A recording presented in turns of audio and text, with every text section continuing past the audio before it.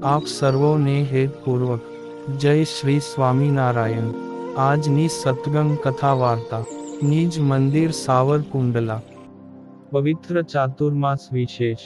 આજની સત્સંગ કથા વાર્તામાં આપણે ચરિત્ર કથા અંતર્ગત બાબરિયાવાડ ગામ મોલીના સાંખટ પરિવારની પ્રસંગ વાર્તા સાંભળશું। બાબરિયાવાડના મોલી ગામે સાંખટ પરિવારમાં પિતાનું નામ રામભાઈ ને પુત્રનું નામ વીરો તે શિર સાટે સત્સંગ રાખે। ભગવાન શ્રી હરિએ કહ્યા મુજબ મૂઢપણું, પ્રીતિ ને સમજણના આશરાનો તેમના અંતરમાં સુભગ સમન્વય।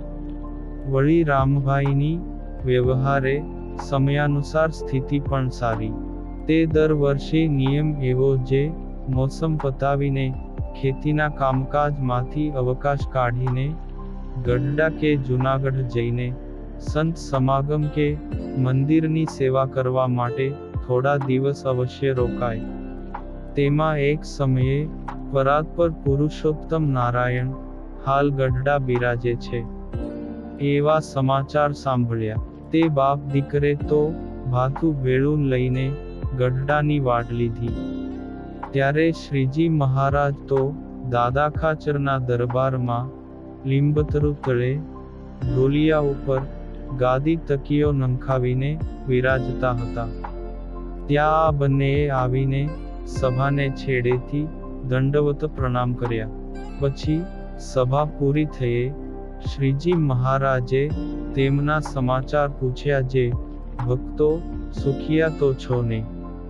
તમે કયા ગામના હરિભક્તો છો? ત્યારે વીરા ભક્તે જવાબ આપ્યો કે હા મહારાજ, અને આપના દર્શનથી તો વિશેષ સુખિયા થયા। હે દયાળુ પ્રભુ, અમે તો બાબરિયાવાડમાં આવેલા ગામ મોલીથી આવીએ છીએ। ત્યારે શ્રી હરિએ કહ્યું કે જ્યારે અમે વરની વેશે ફરતા ફરતા વનમાંથી આવતા હતા ત્યારે ગામ મોલીના પાદરમાંથી પસાર થઈને ગાંગડા ગામે ગયા હતા। એ જ મોલી કે? ત્યારે વીરો ભગત હાથ જોડીને કહે કે હા મહારાજ, એ જ મોલી।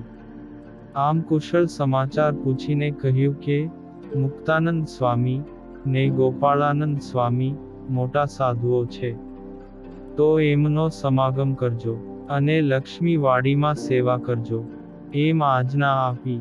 પછી બેઉ જણાએ શ્રીજી મહારાજની પૂજા કરી ને પછી મહારાજ પોતાના ઉતારે અક્ષર ઓરડીએ પધાર્યા। અને બાપ દીકરો બેઉ તો વહેલા ઉઠીને ઉન્મત્ત ગંગામાં સ્નાન કરી આવીને પૂજા પાઠ કર્યા।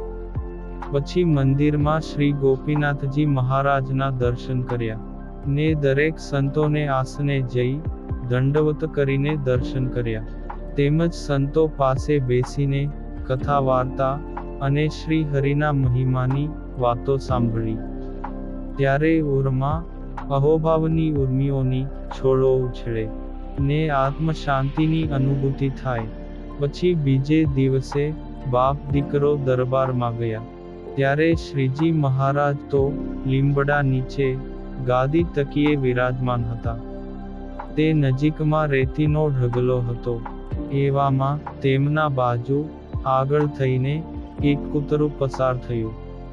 ત્યારે રેતીના ઢગલામાંથી એક કાંકરી લઈને શ્રીજી મહારાજે એના ઉપર ફેંકી। ત્યારે કૂતરું તો નીકળી ગયું, પરંતુ આથમના બારના ઓરડાની ઓસરીએ બાઈઓ બેઠી હતી।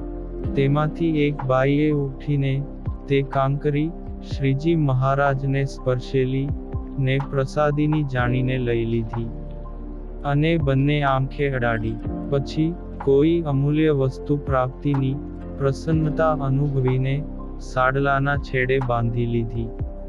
આ દ્રશ્યએ તો બાપ દીકરાના હૃદયના તારને હલાવી મૂક્યા।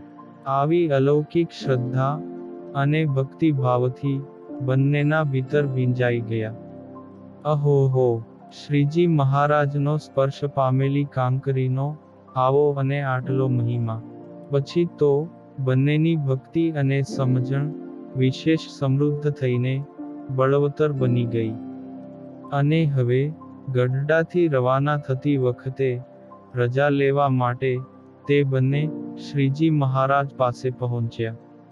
ને દંડવત પ્રણામ કરીને કહ્યું કે, હે મહારાજ, અમે આજ ચાલીએ છીએ, તો દયા રાખજો, અને તમારી મૂર્તિમાં અખંડ સ્મૃતિ રહે એવી કૃપા કરજો. તે આવા શબ્દો સાંભળીને શ્રીજી મહારાજે પ્રસન્નતાથી વર આપતા કહ્યું કે, હે વીરા ભક્ત, જાઓ, અમે તમને હંમેશા દર્શન દેશું. આમ ભક્ત વત્સલ ભગવાન તો અઢળક ઢળ્યા. પછી તો બાપ દીકરો બેઉ જણા જીવતરનું અણમોલ ભાથું પ્રાપ્ત કરીને પોતાના ગામ મોલી પરત ગયા. અને દયાળુ પ્રભુ શ્રી હરિ તો એમને દરરોજ દર્શન આપે, તેમજ પોતાના લીલા ચરિત્ર અને સમયા ઉત્સવની વાતો કહે, ને તેમના મનોરથો પૂર્ણ કરે. આમ વીરાભગત તો ભારે આનંદ અનુભવે. પછી કેટલાક સમય બાદ તેમણે મોલીથી ગામ ટીંબીમાં રહેઠાણ ફેરવ્યું. ત્યાં પણ શ્રીજી મહારાજ હંમેશા તેમને દર્શન દેતા હતા. અને શ્રીજી મહારાજ સ્વધામ સીધાવ્યા બાદ પણ વીરા ભગતને આપેલા વરદાન પ્રમાણે હંમેશા દર્શન દેતા હતા. વળી કોઈ હરિભક્તને એ પંથકમાં તેડવા પધારે ત્યારે પણ વીરા ભગતને વાત કરતા જાય કે, ભગત, આજે અમે અમુક હરિભક્તને તેડવા માટે જઈએ છીએ. વળી એમ પણ કહે કે, અમુક ભક્તને આટલા દિવસ પછી તેડવા માટે જઈશું. આવી રીતે શ્રી હરિ સાથે વીરા સાખટને આત્મીયતા કેળવાઈ ગઈ હતી. જ્યારે કોઈ પણ હરિભક્ત વીરા ભગતને પૂછતા કે, ભગત, તમે એવા તે શું પુણ્ય કર્યા કે જેથી શ્રીજી મહારાજ તમને હંમેશા દર્શન દીએ છે?